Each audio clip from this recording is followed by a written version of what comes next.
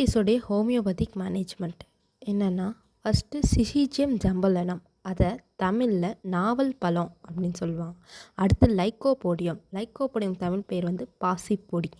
அடுத்து செஃபலாண்ட்ரா, அதை வந்து கோவக்காவை தான் செஃபலாண்ட்ரான்னு சொல்லுவாங்க. அடுத்து ஜிம்னிமாவுக்கு தமிழ் பேர் சிறுகுறிஞ்சான்.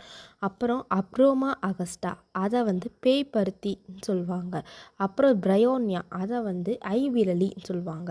அடுத்து லாக்டிக் ஆசிட், அதை வந்து தயிர்லேருந்து எடுப்பாங்க. தயிர்லேருந்து எடுத்து இது என்ன பண்ணணும்னா, ஸ்டார்ச் வந்து குளுக்கோஸாக கன்வெர்ட் ஆகிற அந்த ப்ராசஸை வந்து டிலே பண்ணும்.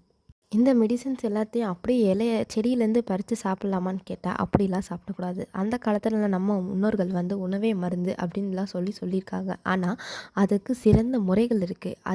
அது வந்து ஒவ்வொரு மீடியம் லெவலில் தான் அது வந்து மெடிசனாக ஆக்ட் ஆகும்.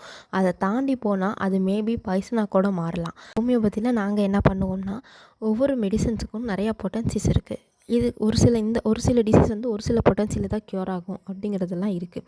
அப்போ அதே சேம் மெடிசன் தான், ஆனால் பொட்டன்சிஸ் லெவல்ஸ் வந்து மாறும். அதே மாதிரி இப்போ டயபெட்டிஸுங்கிறது வந்து காமனாக எல்லாருக்கும் இருக்கும்.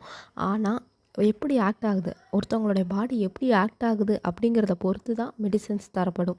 அதுக்கப்புறம் வந்து இதை வந்து எப்படி எடுத்துக்கலாம் அப்படிங்கிறத வந்து அவங்க ஹோமியோபதி ஃபிசிஷியன்ஸ் கிட்ட கேட்டு தெரிஞ்சுக்கிட்டு இதை ஃபாலோ பண்ணி வந்திங்கன்னா பெஸ்ட்டாக